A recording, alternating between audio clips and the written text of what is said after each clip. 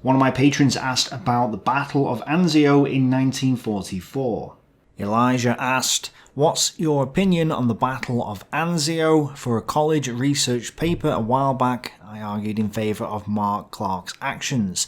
If the Allies had done as Churchill wanted and dashed for the Axis reserve positions, then given hindsight it should be clear that, as Albert Kesselring said, the Allies would have overstretched and collapsed under his counteroffensive. The other thing is, Hitler ordered no defence of Rome, which was totally uncharacteristic of him. Clark turned away from chasing Kesselring because, I argued, he assumed that Hitler would act as he did before and after this and contest every hill. That said, Clark intended to quickly seize the city while its defence was at its weakest and before the Axis had a chance to destroy all infrastructure. How far from the mark do you think I am? I've heard some pretty harsh criticisms about the decisions, but given the circumstances everyone made mistakes because no one could predict what the others would do." So what I'm going to do is give a general overview of the Battle of Anzio and Italy as a whole, and then explain what's going on and answer some of your questions. So in effect, the reason the Allies go through Italy is because in 1943 and then early 1944, there's really no alternative. Churchill wants to go through the south, through Italy, maybe even through the Balkans in order to hit the Germans in the south.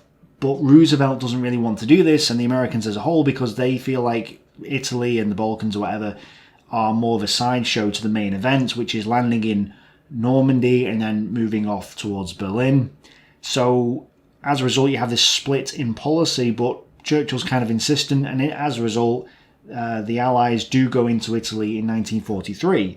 Some have argued that this shouldn't have happened at all, which is a little bit unfair because Stalin was going, please help, and there was no other way for them to help. I mean, if you don't go into Italy in 1943, where do you go? There's nowhere else to attack. So, in a sense, Italy is a necessary place to go for the Allies, even if it is not the main theatre, let's say. So they land in Italy, they start fighting their way up Italy, but they get to the Gustav line, which is in the south of Italy, just south of Rome, and there's a bit of a stalemate. And the Germans have 10th Army in that area, and that's effectively blocking the way. So the idea was, well, what we'll do is we'll land a force behind the enemy, hopefully maybe cut off their supply lines or encircle them, and then or force them to withdraw and then advance with the troops. And that was a pretty standard idea. It was like, well, we're going to outflank the enemy. Makes sense to me. But there was a few problems, and this is related to the overall grand strategy again, because what happens is Roosevelt is adamant about Normandy, and obviously this is early 1944. In fact, it's by the time in the planning stage, it was actually in 1943 still. So what happens is they start withdrawing ships from Italy to England in preparation for Overlord, and they remove 90 LSTs, which are landing ships effectively. Well, Churchill's like, well, if you take all our ships, we can't land at Anzio, so can I please, because they're American ships, can I please keep some? And Roosevelt allows him to keep 55, which ultimately is what dictates the size of the units going into Anzio. So the problem for Anzio straight away is there's a limited number of troops, and that number is pretty small and may not be able to actually do what it's tasked to do. And this comes right from the top. It's between Churchill and Roosevelt as to who, who's at fault there or whatever, but that decision decides the fate of the size, at least, of the force that's going into Anzio. Then they have problems in the planning stages, and long story short, effectively what happens is they decide, well, because of the limited force, what we'll do is we'll advance up into Anzio, then we'll move as far inland as possible and cut off the communications between Rome and the Gustav line, and that will then force 10th Army, the German 10th Army, to withdraw once the US 5th Army starts attacking it. Okay. the problem with the planning stage is that basically there was different perceptions of how the battle should be fought at each level of command. So at the very top, you got Churchill, who's basically like, well, what we want to do is land a force behind the lines at Anzio, and they'll just attack and attack. And I think there's a quote where he says, we're landing a wildcat behind the lines. And then at the next level of command, you've got Alexander, who is basically saying, well, we're going to land troops at Anzio, and these guys are going to cut the communication lines for the German 10th Army, and then with the US 5th Army, they'll strike and force the Germans to withdraw, or they'll get encircled, or something like that. And so it's basically gone from, we're launching a wildcat who will just basically win the war, to, okay, we're just going to cut the communication lines and, take the hills nearby and blah, blah, blah. Nothing too outlandish there. Then it goes down to the 5th Army commander, who is Mark Clark, who was mentioned in the question. Mark Clark's idea of this was, we'll land troops behind the lines, but because Mark Clark had already been at Salerno, and this guy's a very controversial figure, not just at Anzio, he's controversial throughout the war, and even later. There was a inquiry into his questionable abilities later on in the war, which I'm not going to get into, and other things as well. He's already kind of been a bit controversial earlier on in the campaign. So this guy, very controversial figure, but he basically says, well, what we don't want to do is land a force in Anzio and get crushed like we were at Salerno. Well, they weren't crushed, but they were counterattacked pretty heavily, and it almost looked like they had to withdraw. So he's very cautious. So his sort of outlook is, well, we'll land behind the lines and we'll dig in and we'll have it like a decent defensive position. But he was like, well, we'll just take the nearby hills. We won't go much further beyond that. So effectively it's gone from Churchill landing a wildcat behind the lines to Alexander, we're going to cut the communications, to Clark going, well, we'll take the hills nearby and not cut the communications.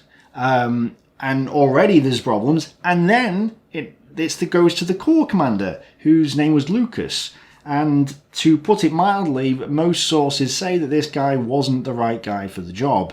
What you want in an amphibious landing or a parachute operation, which is this is a kind of combination of the two, is you want somebody who's going to get into the thick of it, launch out, attack in all different directions, and like the wild card, you want to get to the objectives and get there as quickly as possible. We see this at Arnhem, we see this at Bruneval. You want to get in, get the objectives done, and potentially get it out as soon as possible. Although in Anzio's case, it was get in, get the objectives done. And this guy is not like that at all. He is. He even says himself, I think he's 55 at this point, but he's like, I feel a lot older than this. He says he's tired. He's just not the right type of guy. And he's also someone who gets told by Clark prior to the battle, oh, by the way, don't stick your neck out. What you should do is just get in there, dig in, and just wait, right? And this guy takes it to heart. And so basically, again, you've got 4 levels of command, all thinking this operation is completely different to what it actually should be. So Lucas's 6th US Corps lands at Anzio. It's roughly 2 divisions plus extra troops, 1 British, 1 American, and a few other American units as well. And if this is where you're talking about in the question, you were talking about Churchill wanted to dash for the Axis reserve positions. Churchill's ambitions were well over the top for this operation, but the idea that Alexander was putting forward was, well, we should cut the communication lines. Now, I'm talking kind of generally here because it's hard to do without a map, but basically the Allies have probably a day, maybe 2 days to actually do their objectives before the Germans cut them off. Because what happens is they land at 2 a.m. in the morning on the first day, on the 22nd of January 1944, and about between 3 and 4 o'clock in the morning, Kesselring, who is the German commander, he then says, uh-oh, and he launches Operation Richard, which is a contingency plan to get basically a bunch of forces from all over the place to Italy in the event of an Allied landing. So he launches this, and basically within 2 to 3 days, there's like something like 5 divisions arrive and block off the Allied landing. So there's a very short space of time in order for the 6th Corps to do its objectives before the Germans have time to react. So this is why you probably want a very, not an ambitious commander, but you want somebody who's going to get in and get the job done, not somebody who's going to get there and be sort of wimpy and not actually do much. And that's what Lucas does. He gets in, he lands. I mean, the landings are unopposed, basically. They actually catch one battalion from one of the Panzer Grenadier divisions. They actually catch that in Anzio itself, and it surrenders pretty much without fight. The troops themselves are saying, why aren't we pushing forward? It doesn't make any sense. So it's really sort of like that first 24 hours, Lucas really doesn't do his job right. But that's not to say that, yeah, they should have dashed for Rome and Berlin, like, on their own. But the point is that Lucas really didn't do... He just kind of landed and was like, I'm not going to do anything now, and that's not really what you want as a commander. So the Germans react very quickly, and maybe not the first day, but by the end of the second day, they've sort of got units in the area. I think they've got 2 divisions by that point, maybe 3, and then by the third day, it's pretty much getting to a solid line. Now, some of the hills in the area were the Alban Hills, and these were one of the objectives on the way to the roads that Alexander wanted to have cut, and none of these objectives were taken. And a lot of the criticism comes to the fact, well, if we're going to land and then do nothing, which is what Lucas eventually did, it's like, well, surely you should dig in proper defensive positions like the Alban Hills. And he doesn't even go for the hills. So it's like, it's not even a case of, okay, they're going to land a wildcat in the rear of the German lines and do massive amounts of damage and win the war on our own. It's not even like that. It's a case of, you're not even... If you're going to land and just defend, surely it would be better to defend in the hills. And Lucas doesn't even do that.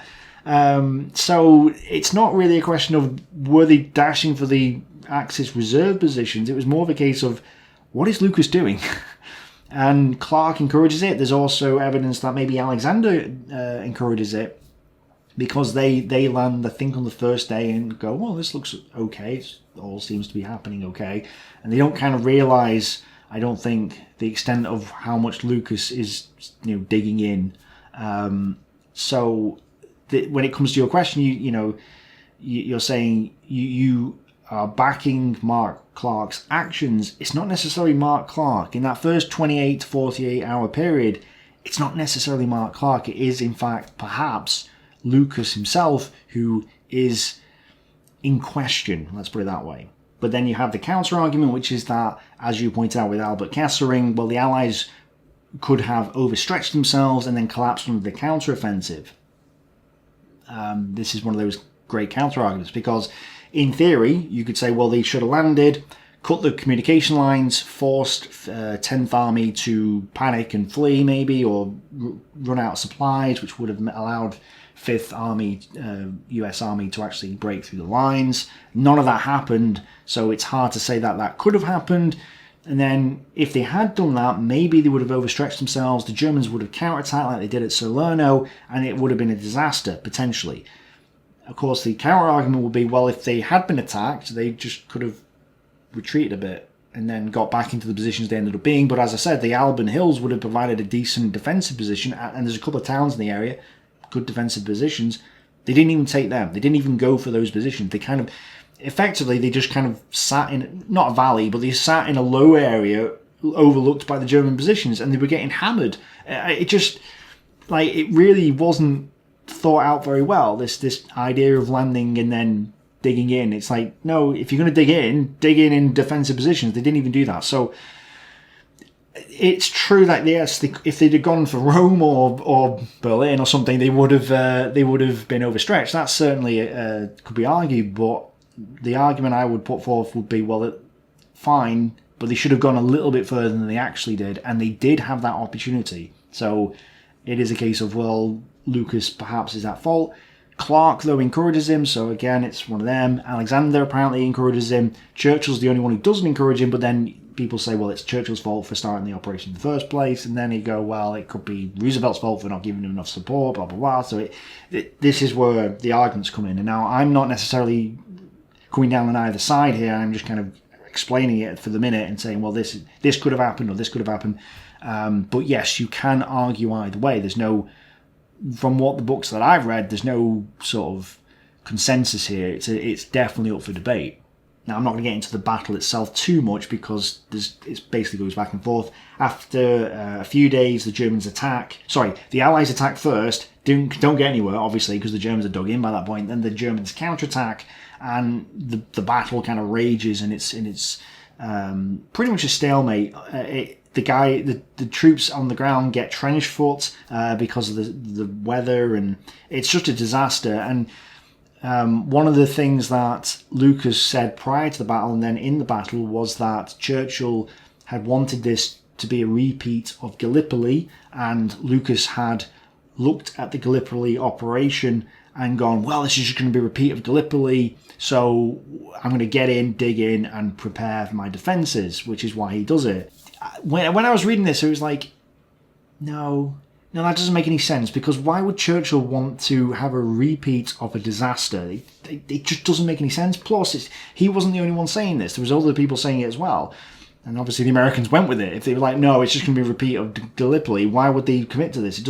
None of this makes any sense. It's just like a sort of Lucas's, paranoia in a lot of senses, because he had actually learnt the lessons of Gallipoli, and then at Anzio he didn't implement them at all. Because the problem with Gallipoli was, well, it wasn't the initial part of Gallipoli, it was later on they tried to land behind the lines again. And one of the things was, well, what happens in the First World War is they get in and then they don't push further enough. They kind of take their time, and it's like that's what led to the disaster. Lucas does exactly that in this battle. He takes his time, and that's what leads to problems. So to say it was a repeat of Gallipoli and therefore I'm not going to fight it is basically doing exactly what the troops did wrong at Gallipoli. It's like, overall the Allies lose approximately a third of their entire force at Anzio as a result of this operation and the failure to actually do anything with it. And in the end, it is the US 5th Army that finally breaks through after they basically, it doesn't get through at first. The British have to move up a bit and then strike again. So it's basically two armies versus the German 10th Army. They finally break through, and it's at that point where you get to the second part of your question, which is where Clark, by this point, has sacked Lucas, which we'll come back to that in a minute. He sacks Lucas, and then he's basically in charge at this point, or there's two commanders. He splits his force in two, and the idea was, okay, the Germans are finally retreating, let's push forward and trap them, or cut off their retreat a little bit, or something like that. And instead, he goes for Rome. He just goes, I'm going to be the first in Rome. So this is where the controversy comes in, because it's a case of, did that actually happen? Was that his only option? Was this whole thing just overambitious anyway? Again, up for debate. You bring up a good point that Hitler should have, or probably would have, defended Rome, because he was like, I'll defend everywhere, but he doesn't do that. So this caught everybody off guard. I don't know too much about that, but effectively it comes down to, should they have tried to cut off the Germans or just gone for Rome? And the problem is you've got lots of people saying different things. To put it mildly, some historians think that he should have gone for Rome, others said he shouldn't have gone for Rome. This entire operation really comes down to your own biases, and you've got to put them in check. So you're asking, were you right to defend Clark, and how far from the truth do I think you are? Here's what I'm going to say about, so every single person on this planet is biased, because we all have one perspective, which is our own.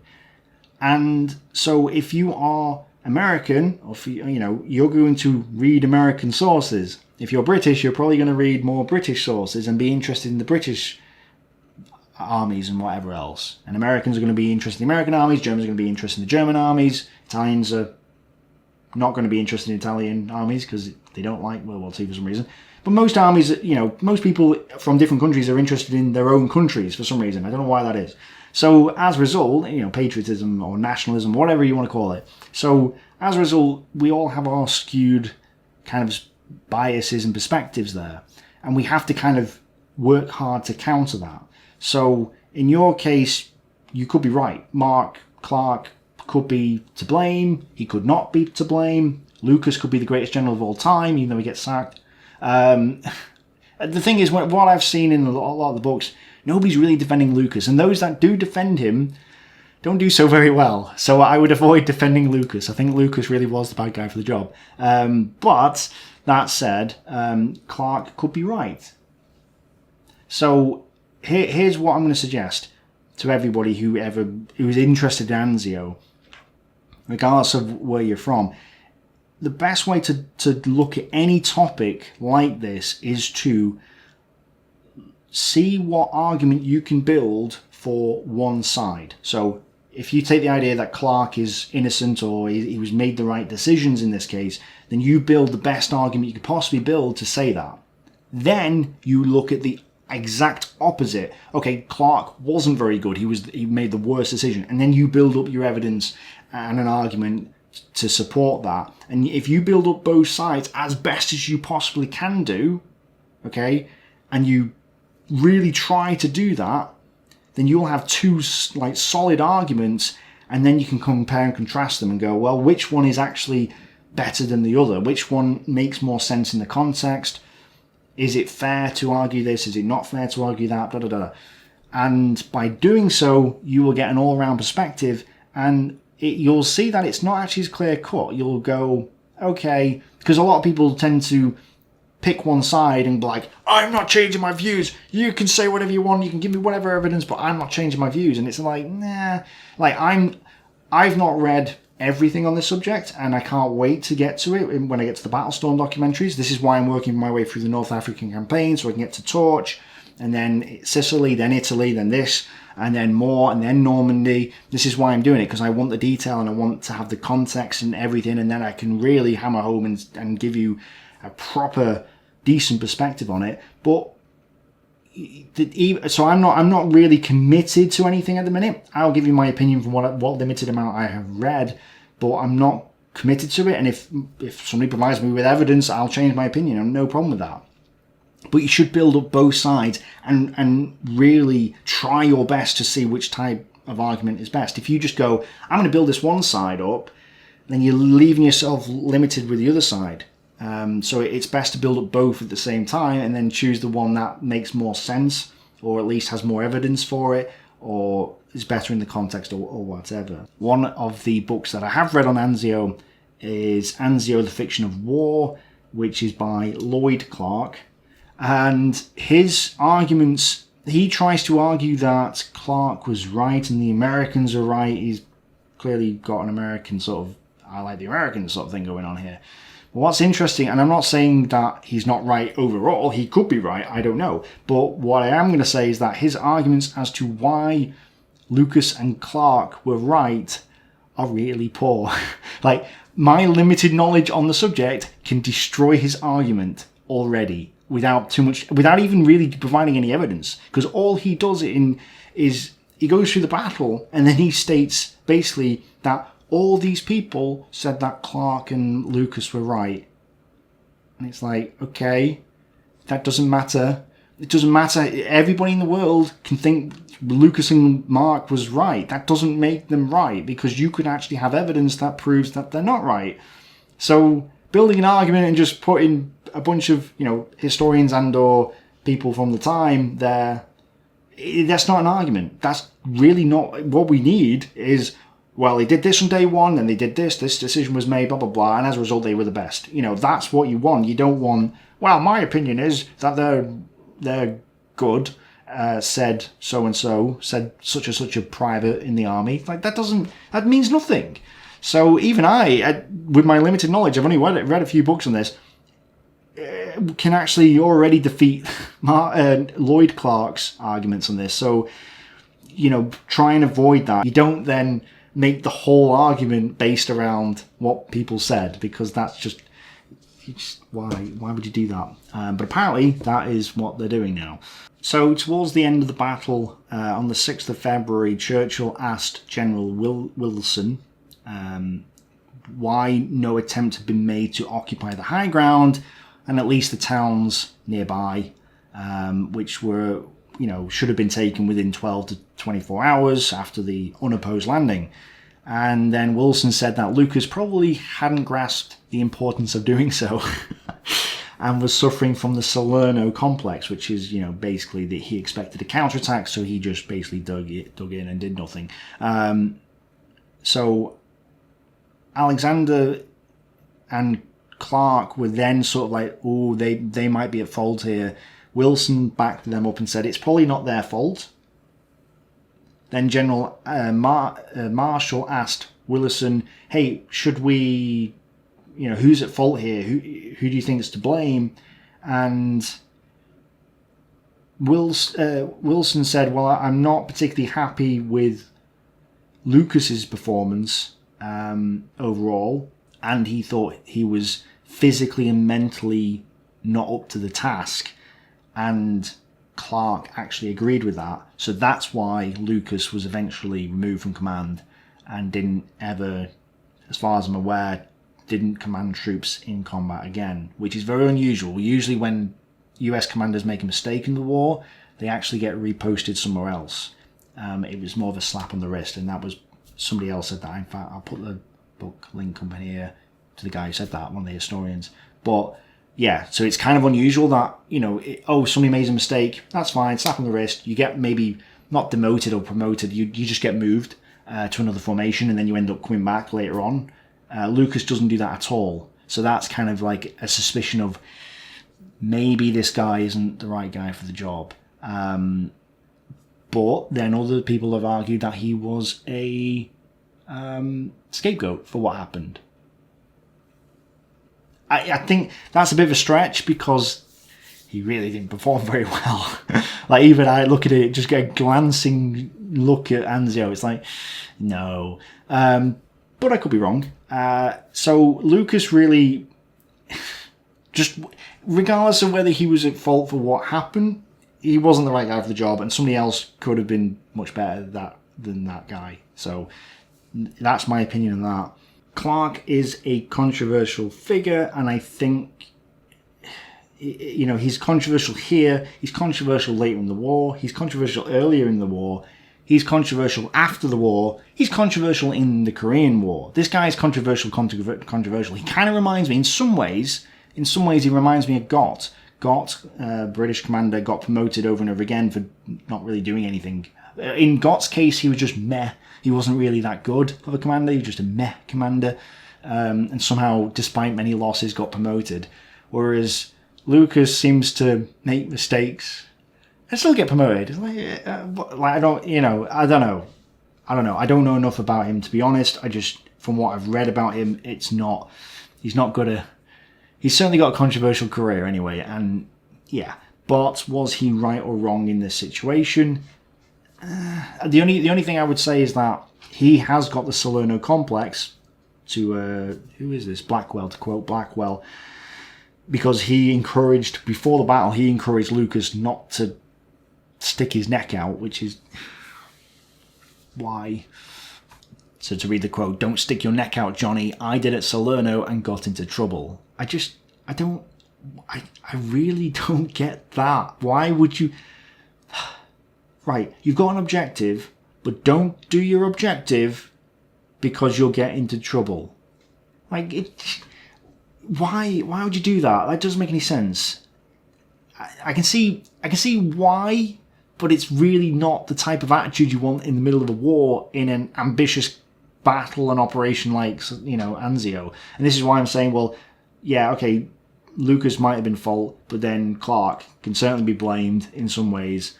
And it's kind of like, it's unusual. It's very unusual because the American commanders are usually quite optimistic at this point, and later on as well. They're very optimistic in the war. It's like, oh, we can do that. We can get to the Rhine first, and blah blah blah. And in this case, it's like, oh, we don't want to do that. It's like it's almost like the British commanders. It's almost like, well, I mean, where's the pessimism come from? I don't get it. So that to me, that's the fault of Clark. Whether he's at fault for the whole thing, I don't know. His actions at Rome, going towards Rome, I mean, they're certainly selfish, but was it too ambitious to take the roads and cut off the... I mean, the whole operation was designed to do that, and they didn't do it, so... I don't know. I don't know about that one. I think you can defend him, but I would say he's certainly at fault in general for some of the things that he does. Then you got Alexander. This guy's not that controversial overall in the war. In fact, I think Anzio is the only controversial area, maybe that. Well, certainly one that I've heard of, but maybe there's others. But this guy was perhaps wrong as well. Maybe he could have said, well, there's not enough forces here, we need more. Maybe he could have cancelled the operation. Maybe he could have picked a better commander, maybe, if he had any influence over that. Maybe he could have reorientated the troops, because, you know, the US 5th Army and the British 8th Army in the south, maybe he could have reorientated them a bit better so they could have broken through the lines. Yeah, okay, so there are a few faults there. He also visited the front in the first day or two and just was like, yeah, this is fine. It's like, no, it's not. So there's that. And then you got Churchill. I've explained that. He's at fault. So basically, you got at least 4 people there who are at fault. Maybe even Roosevelt's at fault for taking resources away from Italy. So that's 5 people. So you got basically 5 people. And you can make the argument, I think, for any one of them. And as long as you've got evidence to back it up, that's fine. So you defending Clark, that's fine. But I would encourage you to, if you do anything like this, the best way I would approach an essay or anything like that is to look at both sides and go, actually, both sides are wrong. Like I've done in this video, I've gone, hey, Churchill's wrong, Alexander's wrong, Clark's wrong, and Lucas is wrong. I have to remember his name then.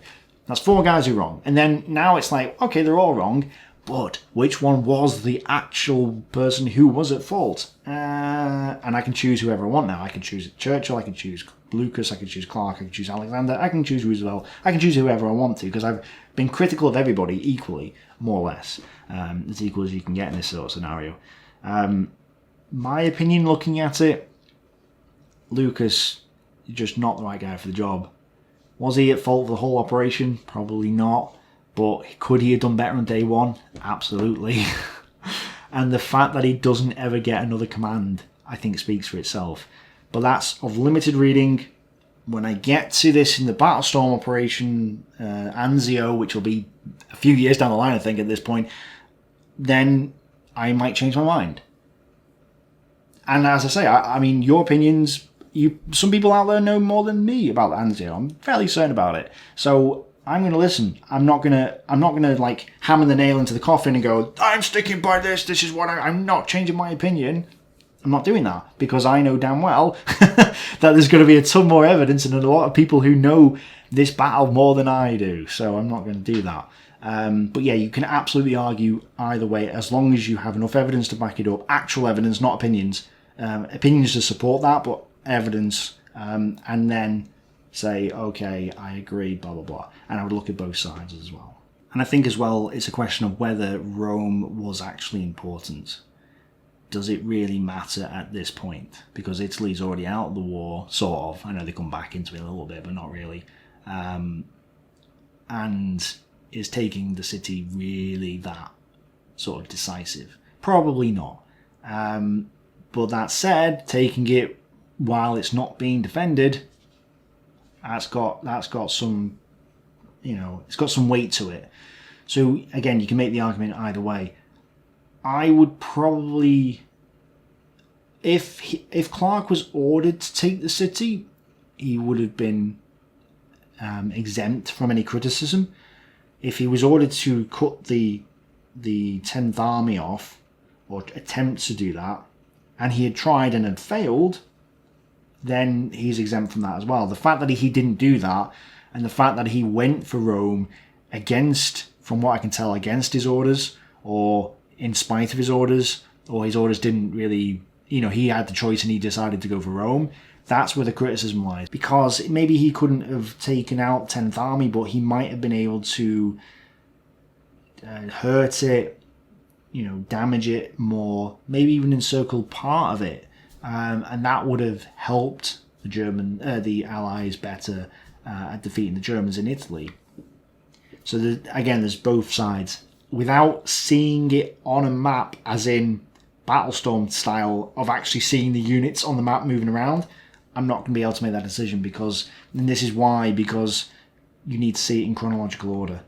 And a lot of documentaries that do it, they just don't have the detail. They don't do the detail. They don't do it in, and it's hard to get it from the books, because the books aren't, when you read a lot of books, they're not in order. They're not in chronological order. They kind of go in order, but not really. They jump back a few days and stuff, and you can't do that. So really, this is, I'm going to reserve my opinion on this until we get to Italy, which is why I need Patreon support. So a nice little segue there. I know there's a Patreon crisis going on at the minute, and really we need an alternative for it. But in the meantime, if you would like to support this channel, and even if you donate $5 or more, you can actually get a question like this answered in a video. Please support me on Patreon. So that's the way you do it. And subscribe if you haven't done so already. Thanks for watching, guys. Thank you for supporting if you are a patron, and if you were a patron. It's been, I couldn't have done this video without you. I had to buy several books for this and quickly read them. So yeah, it all helps, and that's what matters, doesn't it? So yeah, thanks for watching. Thanks for supporting. Bye for now.